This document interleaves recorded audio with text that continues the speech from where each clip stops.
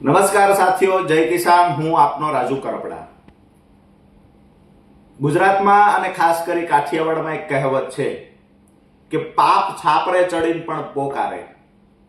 ગઈકાલે વિસાવદરના માન્ય ધારાસભ્ય મીડિયા સામે આવ્યા, ફેસબુક લાઈવ કર્યું અને કહ્યું કે પોલીસે તો આમ કર્યું, તેમ કર્યું, મારી બાનું અપમાન કર્યું, મારા ઘરે પોલીસ ગઈ, હેરાન કર્યા, આ બધુંય કહ્યું.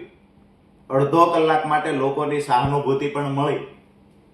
થોડી જ વારમાં પોલીસ દ્વારા ખુલાસા કરવામાં આવ્યા કે અમે તો વોરંટ ઇસ્યુ કરવા ગયા હતા, વોરંટ બજાવવા ગયા હતા. વેબસાઇટ પર વોરંટ અને ઘરના ફોટા સાથેની માહિતી પણ જાહેર કરવામાં આવી. બીજી બાજુ થોડી વાર થઈ તા પાપ ફરીવાર સાપરે ચડ્યું.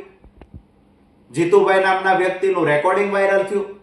માન્ય ધારાસભ્ય કહે છે પોલીસ ઘરે જાય તો ભલે જાય, કેવા થશે આપણે કે મારી બાને હેરાન કરે છે. આવું રેકોર્ડિંગ કહે છે, હું નથી કહેતો. કાલે મારી સામે પણ વળી ગુનો દાખલ કરશે. એઆઈના માસ્ટર માઇન્ડ બધા આમ આદમી પાર્ટીના નેતાઓ, જે લોકોએ હંમેશા એઆઈનો દુરુપયોગ કર્યો છે, એ લોકો આજે આરોપ મુકતા થયા છે કે આ રેકોર્ડિંગ એઆઈના માધ્યમથી બન્યું છે. રેકોર્ડિંગના ટોન, રેકોર્ડિંગની ભાષા ગુજરાતની જનતા સારી રીતે જાણે છે કે આમાં કોણ બોલી રહ્યું છે.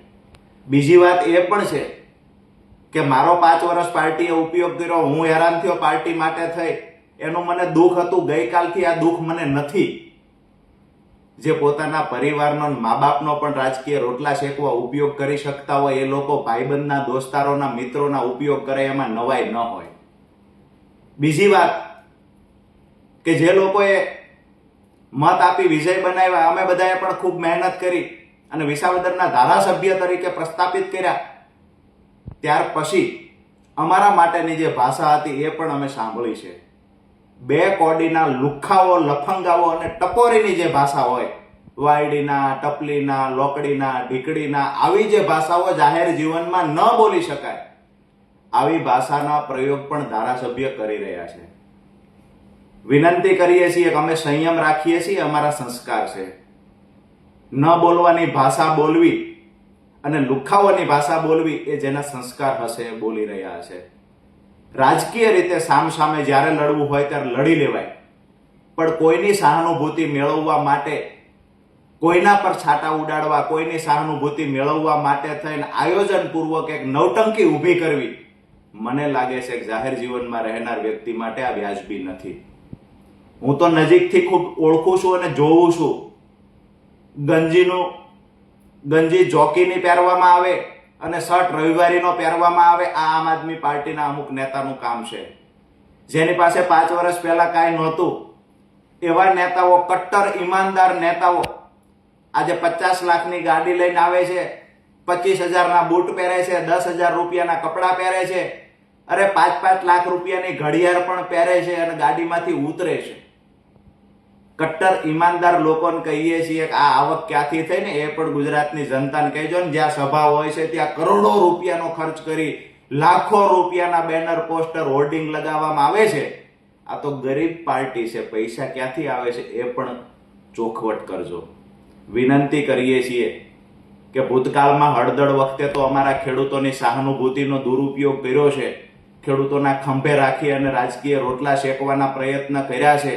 ખેડૂત સંગઠન બનાવી રહેલા રાજુ કરપડાને બદનામ કરવાની કોશિશ કરી, ખેડૂત સંગઠનને તોડવાના પ્રયત્ન કર્યા છે. આગામી દિવસોમાં મહેરબાની કરીને વિનંતી કરીએ, હાથ જોડીને કહીએ છીએ કે અમારા ખેડૂતોના સંગઠનને તોડવાના પ્રયત્ન ન કરશો. સહાનુભૂતિ મેળવવા માટે પરિવારના સભ્યના ઉપયોગ મહેરબાની કરીને ન કરવા જોઈએ, આવું મારું અંગત માનવું છે. મા બાપનો ઉપયોગ સહાનુભૂતિ મેળવવા, રાજકીય રોટલા શેકવા કરવો કેટલું વ્યાજબી છે? આગળ જતા ગુજરાતની જનતાને કહીએ છીએ, ખેડૂતોને, મજદૂરોને કહીએ છીએ કે આવા લોકોને ઓળખવાની જરૂર છે. અત્યારે 2 વાત સારી બોલશે, લોકોને ઉશ્કેરવાનું કામ કરશે, પણ ખરેખર એમની લડાઈથી કયા લોકોને ફાયદો થયો છે?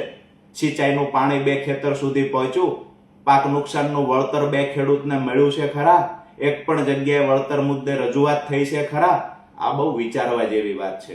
માત્ર 4 દિવાલ વચ્ચે ગમે એને ગાળો બોલવી, પરિવારને હેરાન કરે છે, આવું કઈ સહાનુભૂતિ મેળવવી, મન લાગે છે આ રાજનીતિ એક લેવલ સુધી ચાલે છે, પછી લોકો ઓળખી જાય છે અને પાપ અંતે સાપરે ચડીને પોકારે છે, જે ગઈકાલે પોકાર્યું છે. કહેવામાં આવ્યું કે એઆઈ થી વિડીયો બન્યો છે, ઓડિયો બન્યો છે. અરે એઆઈ ના માહેર તો તમે બધા છો, કેસ કરી નાખો. જેવી રીતે મારી પર થયું, મેં FSL માં મોકલ્યો છે અવાજ, મેં કેસ કર્યો છે, તમે પણ કેસ કરો ડંકાની ચોટ પર. કહો જીતુભાઈ કોણ છે, જો સાચા હોય તો, દૂધે ધોયેલા હોય તો. વાસ્તવિકતા એ છે કે એ પાર્ટીમાં આ જ કામ કરવામાં આવે છે, લોકોની સહાનુભૂતિ સાથે કેવી રીતે ખિલવાડ થાય. આગામી દિવસોમાં ગુજરાતના ખેડૂતોને કહીએ છીએ કે જ્યાં આપણી ભલાઈ હોય, જ્યાં આપણા 2-5 કામ સારી રીતે થઈ શકતા હોય, કોઈ પણ પાર્ટી હોય, પણ આવા લોકોની સાથે રહેજો. સહાનુભૂતિ મેળવવા માટે માત્ર ને માત્ર પરિવારનો પણ ઉપયોગ કરી લે, ખેડૂતો ગરીબોનો ઉપયોગ કરી લે, આવા લોકોને ઓળખી જજો. આભાર.